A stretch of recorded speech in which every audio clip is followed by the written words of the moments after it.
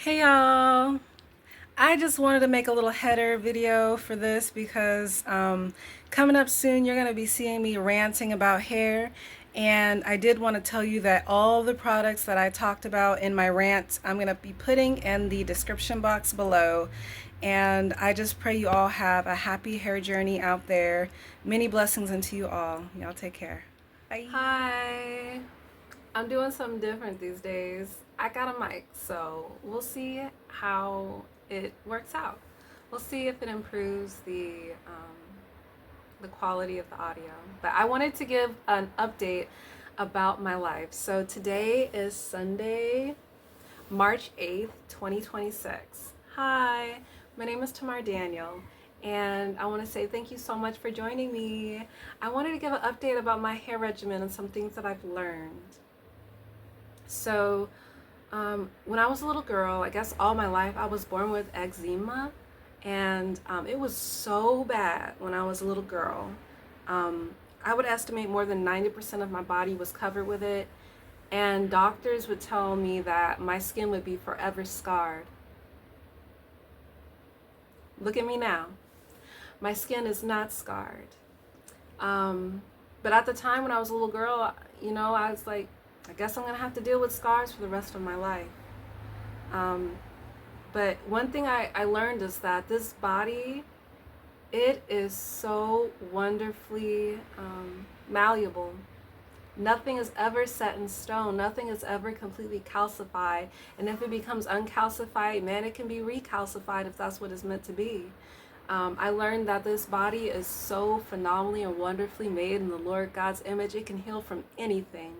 My eczema as a little girl wasn't due to anything of my own doings. I didn't do anything to worsen my eczema, but it was so bad, and I learned some things from it. I was also had asthma, and I learned some things about my asthma and my eczema as a little girl growing up.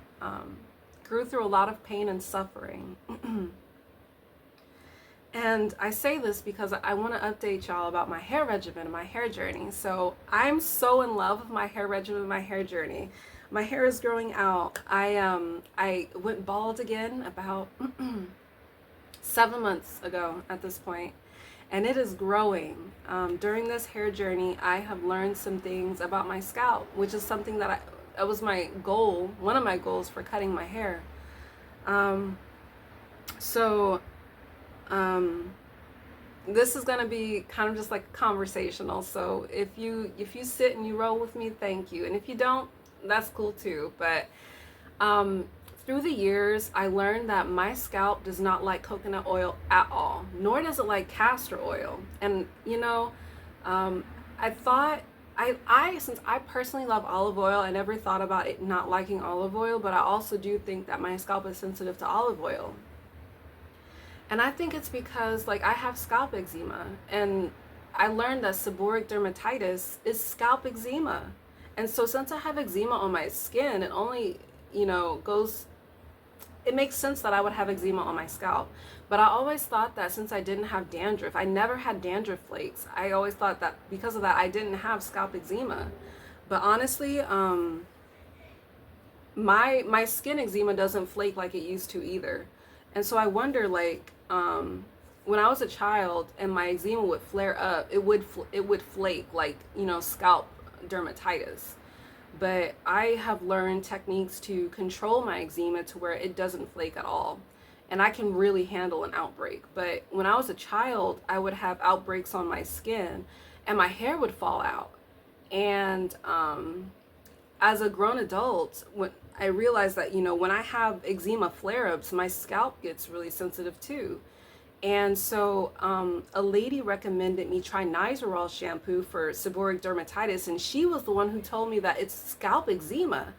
And I'd always stayed away from things that were like medicated treatments for seborrheic dermatitis. So it was like, I didn't think that I would need that. But I was like, let me give it a chance. Maybe I have it. And so I used Nizoral, and oh my gosh, my scalp felt so soothed.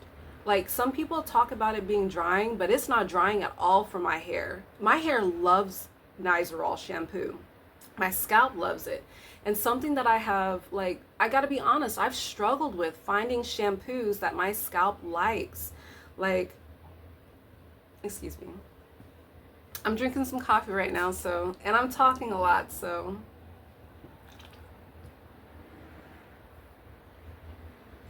let's have a coffee chat. But, like, okay, back onto my thought. Yeah, so it has been a struggle for me through my 30 some years of life finding a shampoo that would not irritate my scalp because my skin is so sensitive to soaps. And like I've tried, I went the longest time only doing apple cider vinegar and bentonite clay hair treatments, and because that soothes my scalp and doesn't like inflame it, which makes sense now because, acid, that acid like kills microbiomes or whatever. Yeah. Um, Acid is like in and when I like bathe with like apple cider vinegar baths, it would soothe my eczema. So it makes sense that it would soothe my scalp too. Um, a lot of soaps that I would try, I started to avoid the ones that had coconut oil because I realized coconut oil inflamed my scalp. And the ones that don't have as much coconut oil were the ones that were like better for my scalp. But I would say that my scalp didn't like it. My hair didn't really like it at all. And so it so greatly surprised me how like my hair itself likes Nizoral, but my scalp loves it too. And as my natural hair, I my coily tresses were growing out longer. Prior to my most recent big chop in 2025, I learned that my scalp loves hair grease. Hair grease typically doesn't have coconut oil. Hair grease doesn't typically have olive oil, and hair grease doesn't typically have castor oil. Hair grease typically has like mineral oil, petroleum, and I'm going a place with this, so bear with me. So my scalp loved grease. My scalp loved especially sulfur 8. My scalp, and so I listened to another recommendation from this gentleman about like anti-dandruff and anti-itch like scalp greases for coily hair, 4C hair. So what I did was I started washing every other day with Nizoral, and then afterwards mixing the Design Essentials anti-itch treatment with the sulfur 8, and then like massaging that into my scalp every other day. But I would like every day I would rinse my hair out and then massage more of that mixture of grease onto my scalp. Let me tell you, my scalp throbbing in like glowing health.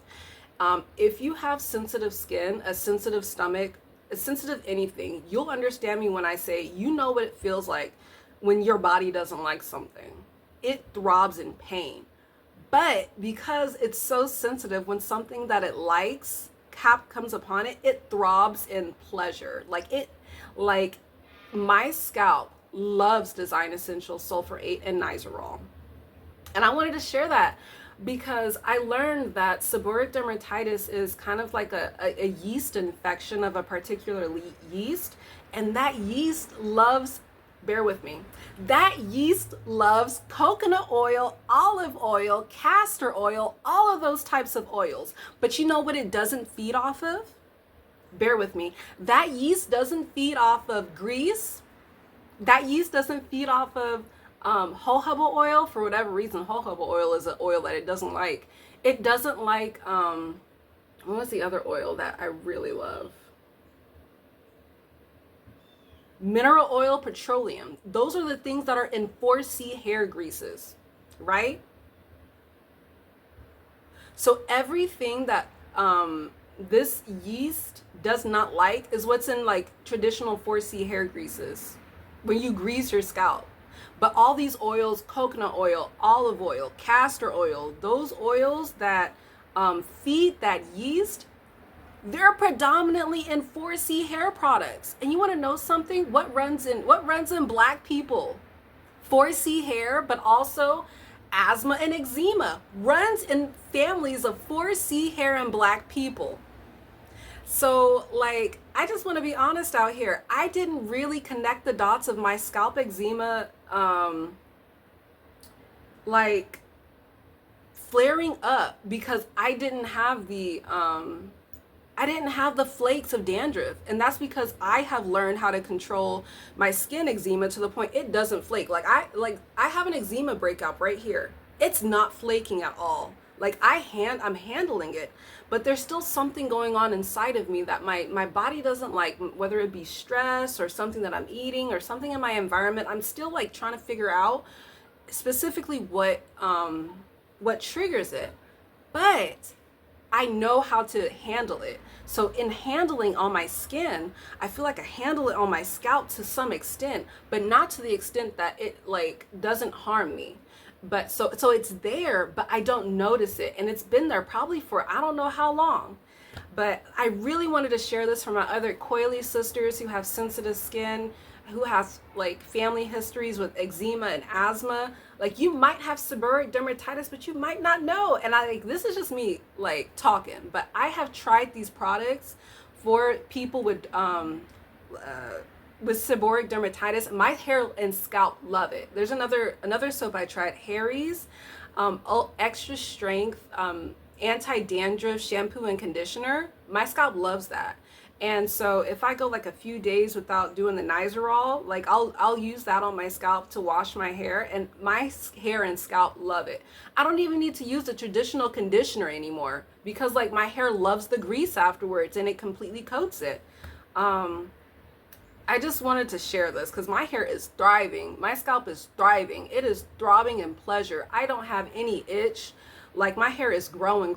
And I'm so thankful that I cut my hair so I could see that, so I could experience that. And I'm thankful for the lady who taught me that seborrheic dermatitis is scalp eczema, and for myself to actually try something for something I didn't think I had.